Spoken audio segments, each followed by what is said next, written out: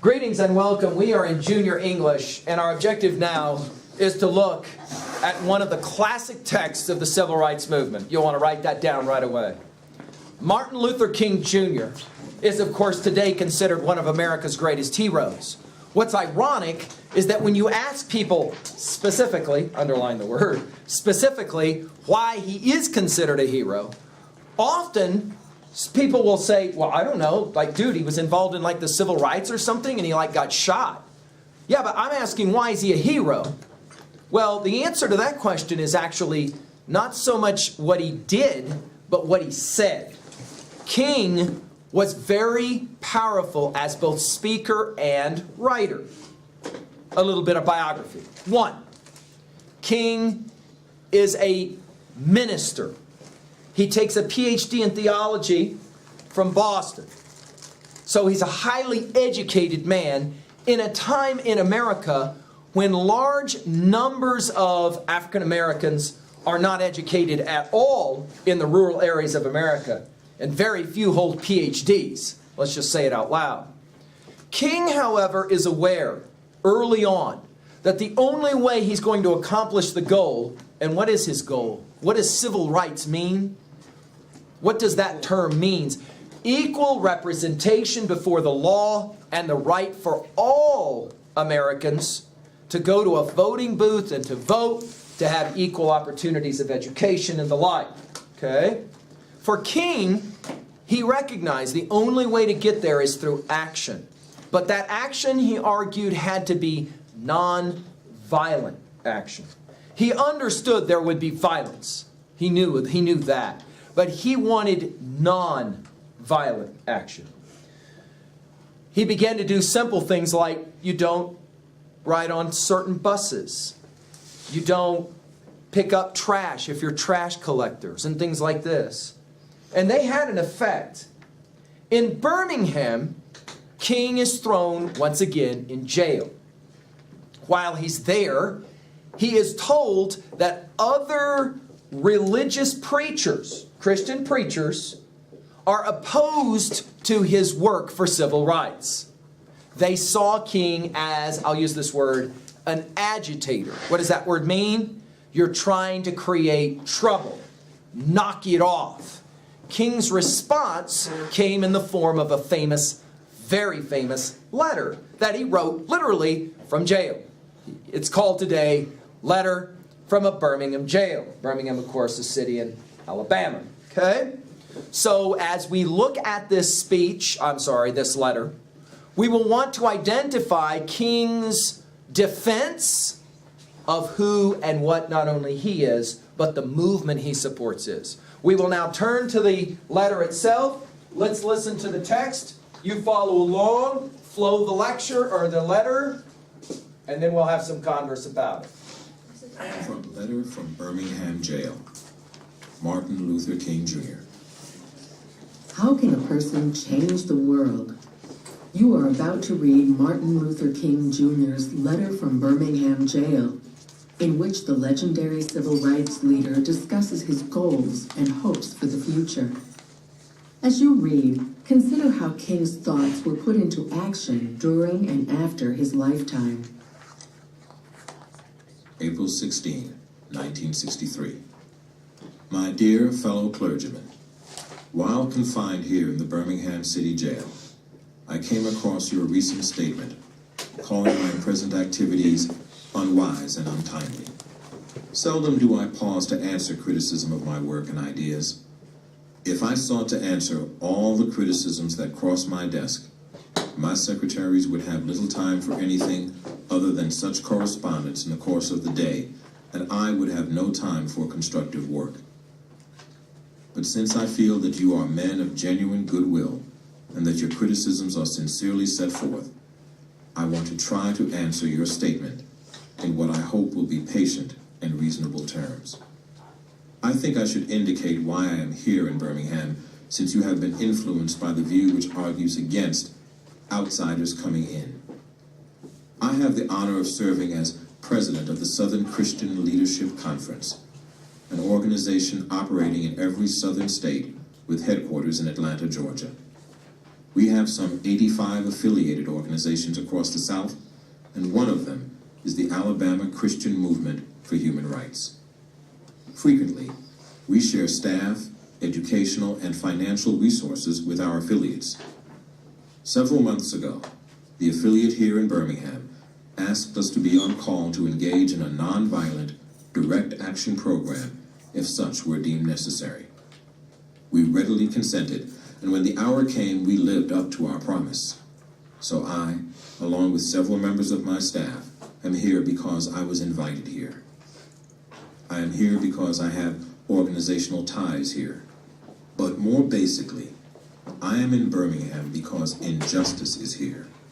Just as the prophets of the 8th century BC left their villages and carried their "Thus saith the Lord" far beyond the boundaries of their hometowns, and just as the Apostle Paul left his village of Tarsus and carried the gospel of Jesus Christ to the far corners of the Greco-Roman world, so am I compelled to carry the gospel of freedom beyond my own hometown. Like Paul, I must constantly respond to the Macedonian call for aid. Moreover, I am cognizant of the interrelatedness of all communities and states. I cannot sit idly by in Atlanta and not be concerned about what happens in Birmingham. Injustice anywhere is a threat to justice everywhere. Huge line. We are caught in an inescapable network of mutuality, tied in a single garment of destiny. Whatever affects one directly affects all indirectly. Never again can we afford to live with the narrow, provincial, outside agitator idea. Anyone who lives inside the United States can never be considered an outsider anywhere within its bounds. You deplore the demonstrations taking place in Birmingham, but your statement, I am sorry to say, fails to express a similar concern for the conditions that brought about the demonstrations. I am sure that none of you would want to rest content with the superficial kind of social analysis that deals merely with effects and does not grapple with underlying causes. It is unfortunate that demonstrations are taking place in Birmingham, but it is even more unfortunate that the city's white power structure left the Negro community with no alternative. In any nonviolent campaign, there are 4 basic steps: collection of the facts to determine whether injustices exist, negotiation, self-purification, and direct action. We have gone through all these steps in Birmingham. There can be no gainsaying the fact that racial injustice engulfs this community. Birmingham is probably the most thoroughly segregated city in the United States. Its ugly record of brutality is widely known. Negroes have experienced grossly unjust treatment in the courts. There have been more unsolved bombings of Negro homes and churches in Birmingham than in any other city in the nation. These are the hard, brutal facts of the case. On the basis of these conditions, Negro leaders sought to negotiate with the city fathers, but the latter consistently refused to engage in good faith negotiations. Then, last September came the opportunity to talk with leaders of Birmingham's economic community. In the course of the negotiations, certain promises were made by the merchants. For example, to remove the store's humiliating racial signs. On the basis of these promises, the Reverend Fred Shuttlesworth and the leaders of the Alabama Christian Movement for Human Rights agreed to a moratorium on all demonstrations. As the weeks and months went by, we realized that we were the victims of a broken promise. A few signs, briefly removed, returned. The others remained. As in so many past experiences, our hopes had been blasted, and the shadow of deep disappointment settled upon us. We had no alternative except to prepare for direct action, whereby we would present our very bodies as a means of laying our case before the conscience of the local and the national community. Mindful of the difficulties involved, we decided to undertake a process of self-purification. We began a series of workshops on nonviolence, and we repeatedly asked ourselves, are you able to accept blows without retaliating? Are you able to endure the ordeal of jail? We decided to schedule our direct action program for the Easter season, realizing that except for Christmas, this is the main shopping period of the year. Knowing that a strong economic withdrawal program would be the byproduct of direct action, we felt that this would be the best time to bring pressure to bear on the merchants for the needed change. Then it occurred to us that Birmingham's mayoral election was coming up in March, and we speedily decided to postpone action until after Election Day. When we discovered that the Commissioner of Public Safety, Eugene Bull Connor, had piled up enough votes to be in the runoff, we decided again to postpone action until the day after the runoff so that the demonstrations could not be used to cloud the issues. Like many others, we waited to see Mr. Connor defeated, and to this end we endured postponement after postponement. Having aided in this community need, we felt that our direct action program could be delayed no longer. You may well ask, why direct action? Why sit-ins, marches, and so forth? Isn't negotiation a better path? You are quite right in calling for negotiation. Indeed, this is the very purpose of direct action. Nonviolent direct action seeks to create such a crisis and foster such a tension that a community which has constantly refused to negotiate is forced to confront the issue. It seeks so to dramatize the issue that it can no longer be ignored. My citing the creation of tension as part of the work of the nonviolent resistor may sound rather shocking, but I must confess that I am not afraid of the word tension. I have earnestly opposed violent tension, but there is a type of constructive nonviolent tension which is necessary for growth.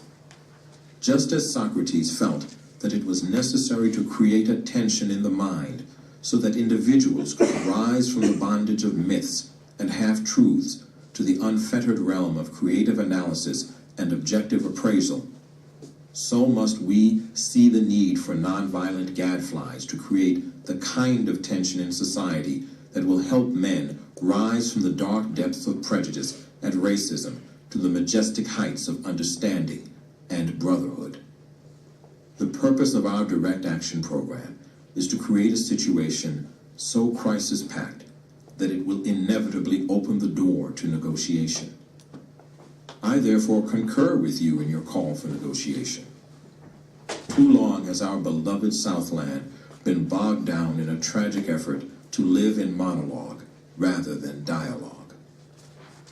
One of the basic points in your statement is that the action that I and my associates have taken in Birmingham is untimely.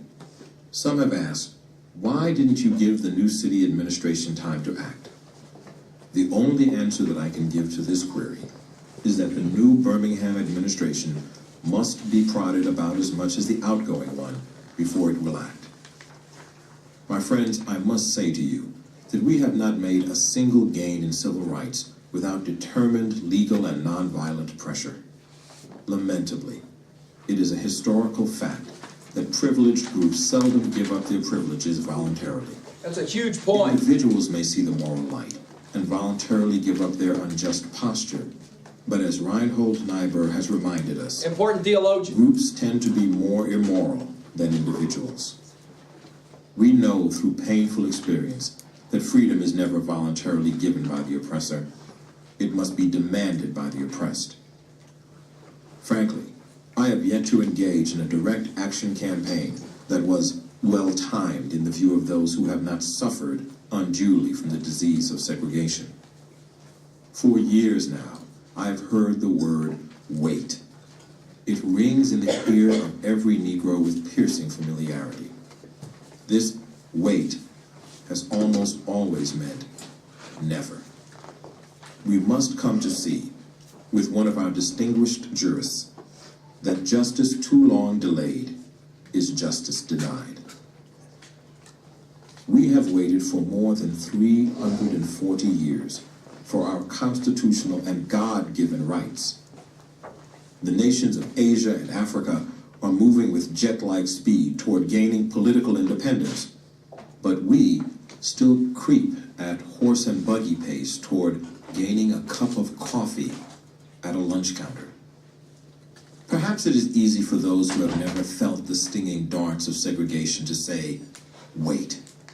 But when you have seen vicious mobs lynch your mothers and fathers at will, and drown your sisters and brothers at whim, when you have seen hate-filled policemen curse, kick, and even kill your black brothers and sisters, when you see the vast majority of your 20 million Negro brothers smothering in an airtight cage of poverty in the midst of an affluent society, when you suddenly find your tongue twisted and your speech stammering as you seek to explain to your 6-year-old daughter why she can't go to the public amusement park that has just been advertised on television, and see tears welling up in her eyes when she is told that Funtown is closed to colored children, and see ominous clouds of inferiority beginning to form in her little mental sky, and see her beginning to distort her personality by developing an unconscious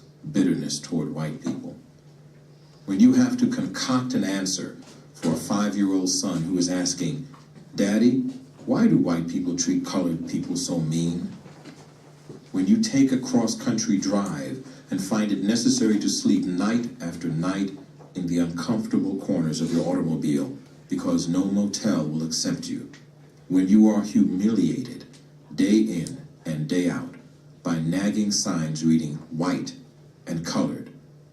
When your first name becomes nigger, your middle name becomes boy, however old you are, and your last name becomes John, and your wife and mother are never given the respected title Mrs. When you are harried by day and haunted by night by the fact that you are a Negro living constantly at tiptoe stance, never quite knowing what to expect next, and are plagued with inner fears and outer resentments, when you are forever fighting a degenerating sense of nobodiness, then you will understand why we find it difficult to wait. There comes a time when the cup of endurance runs over and men are no longer willing to be plunged into the abyss of despair. I hope, sirs, you can understand our legitimate and unavoidable impatience. You express a great deal of anxiety over our willingness to break laws. This is certainly a legitimate concern. It's an important point. Since the we notion so of law. diligently urge people to obey the Supreme Court's decision you got it in of your notes. 1954, outlawing segregation in the public schools, at first glance it may seem rather paradoxical for us consciously to break laws.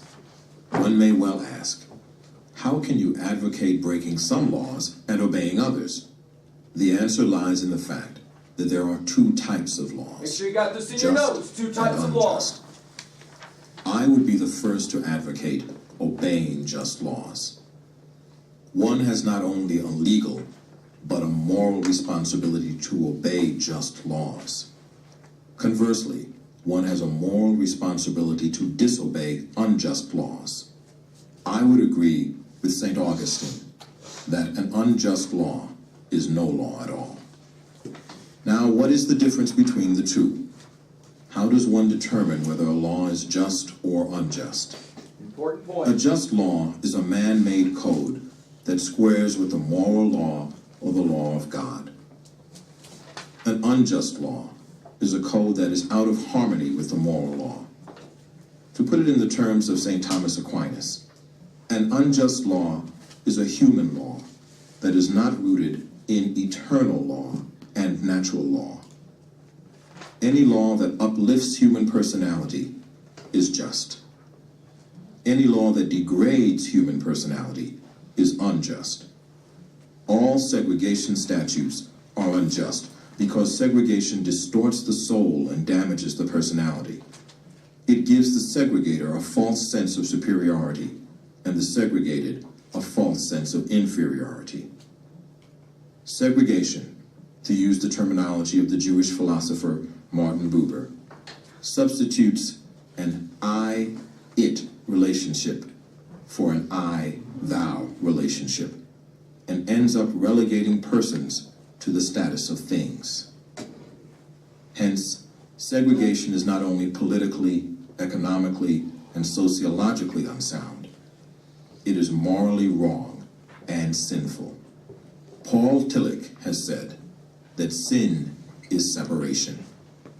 Is not segregation an existential expression of man's tragic separation, his awful estrangement, his terrible sinfulness?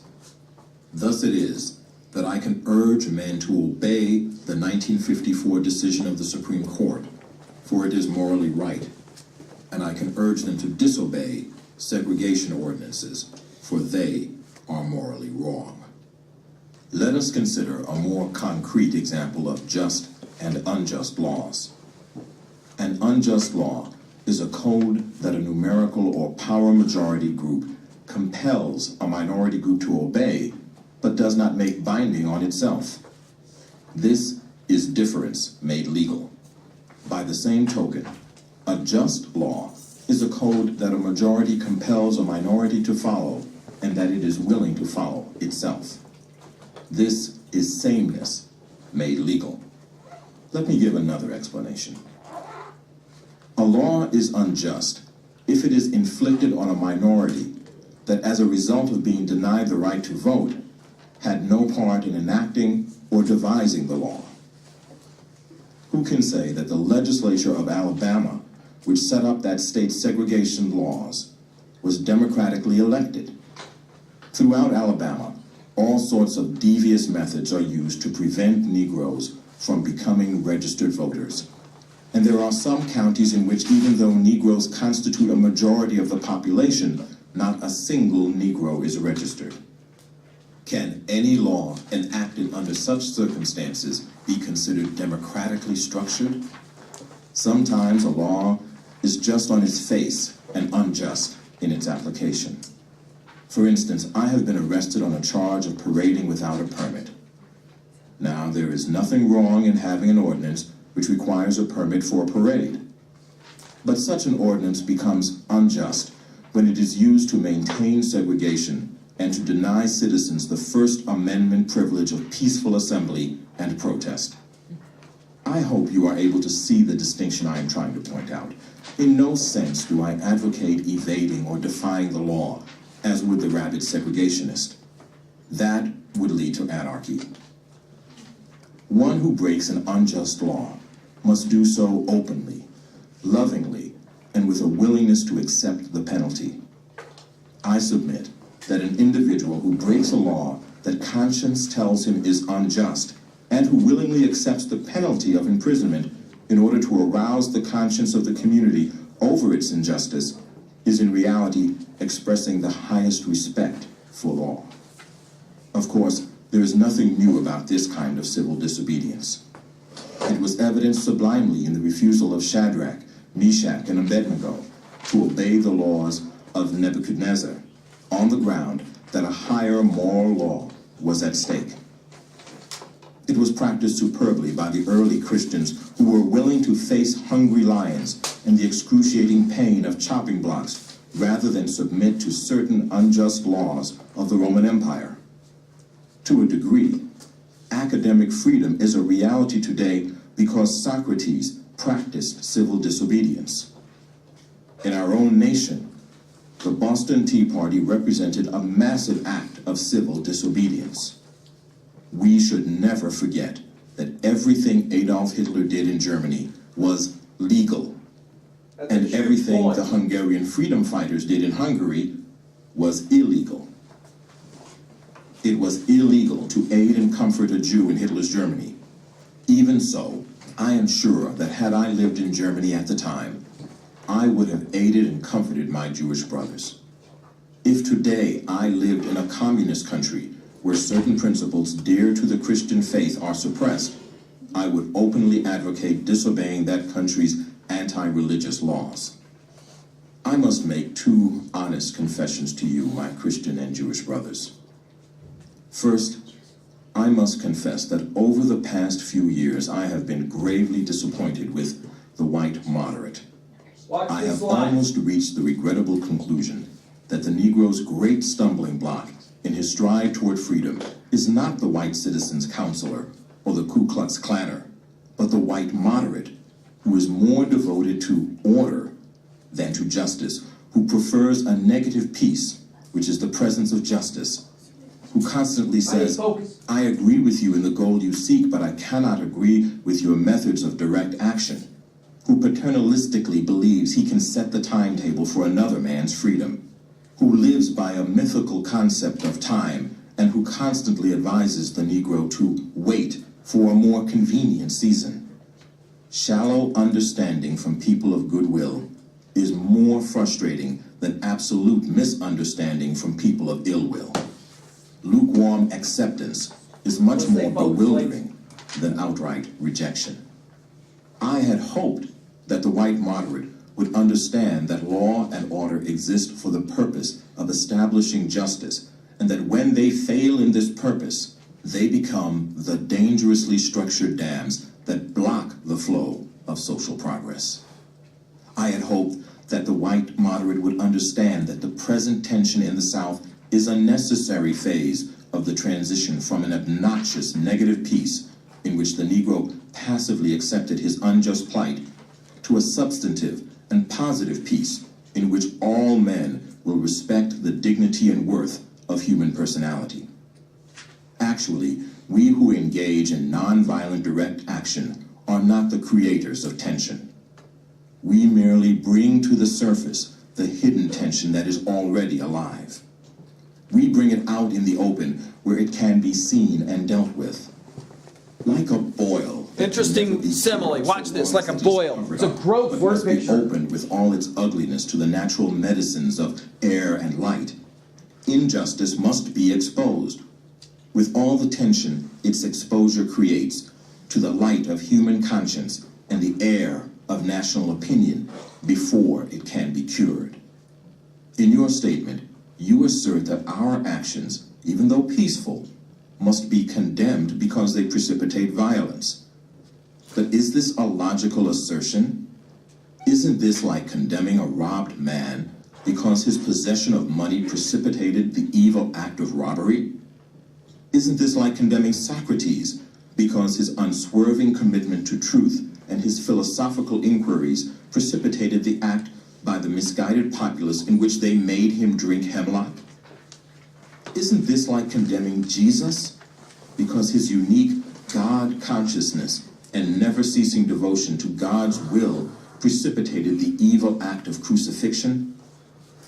We must come to see that, as the federal courts have consistently affirmed, it is wrong to urge an individual to cease his efforts to gain his basic constitutional rights because the quest may precipitate violence.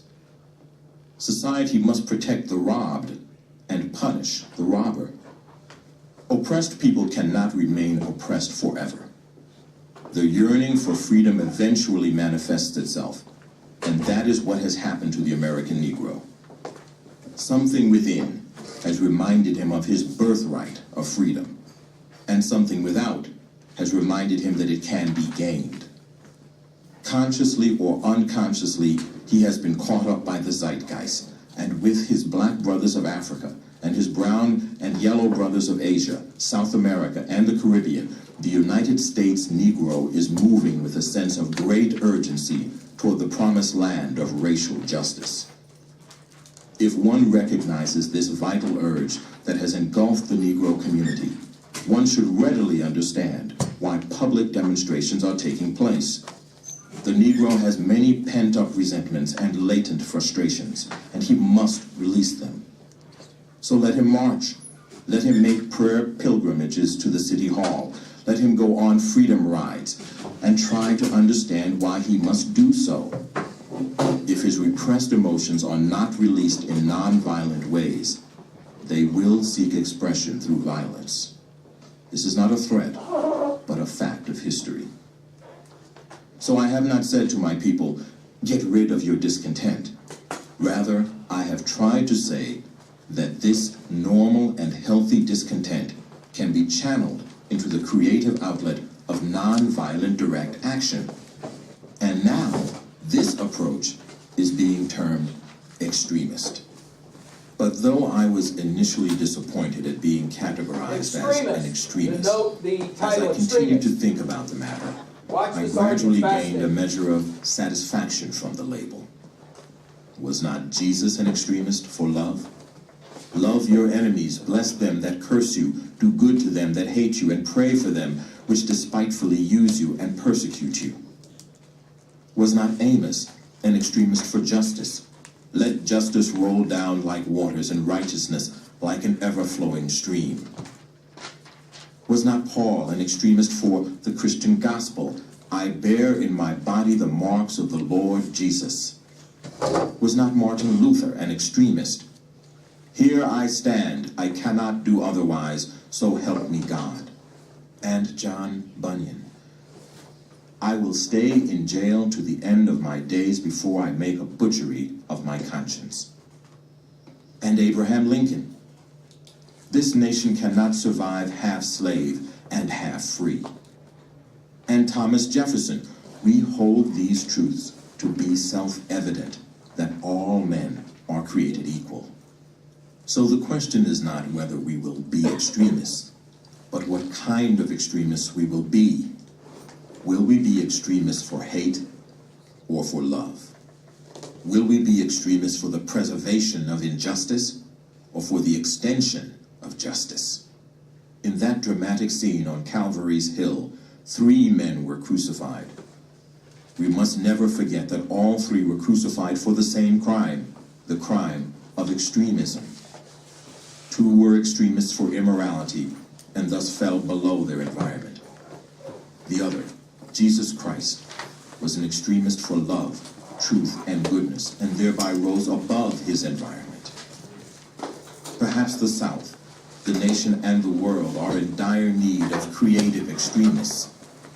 I wish you had commended the Negro sit-inners and demonstrators of Birmingham for their sublime courage, their willingness to suffer, and their amazing discipline in the midst of great provocation. One day the South will recognize its real heroes. They will be the James Merediths, with a noble sense of purpose that enables them to face jeering and hostile mobs, and with the agonizing loneliness that characterizes the life of the pioneer. They will be old, oppressed, battered Negro women, symbolized in a 72-year-old woman in Montgomery, Alabama, who rose up with a sense of dignity and with her people decided not to rise. You want to make sure you're focused, folks. We're not out of here for a while. With ungrammatical profundity. I will jack your scores for not saying this all the way to the end. My feet is tired, but my soul is at rest. They will be the young high school and college students, the young ministers of the gospel, and a host of their elders courageously and non-violently sitting in at lunch counters and willingly going to jail for conscience's sake. One day the South will know that when these disinherited children of God sat down at lunch counters, they were in reality standing up for what is best in the American dream and for the most sacred values in our Judeo-Christian heritage, thereby bringing our nation back to those great wells of democracy which were dug deep by the founding fathers in their formulation of the Constitution and the Declaration of Independence. Never before have I written so long a letter. I'm afraid it is much too long to take your precious time. I can assure you that it would have been much shorter if I had been writing from a comfortable desk. But what else can one do when he is alone in a narrow jail cell, other than write long letters, think long thoughts, and pray long prayers? If I have said anything in this letter that overstates the truth and indicates an unreasonable impatience, I beg you to forgive me. If I have said anything that understates the truth and indicates my having a patience that Okay, guys, I'll see you tomorrow. less than On your way out.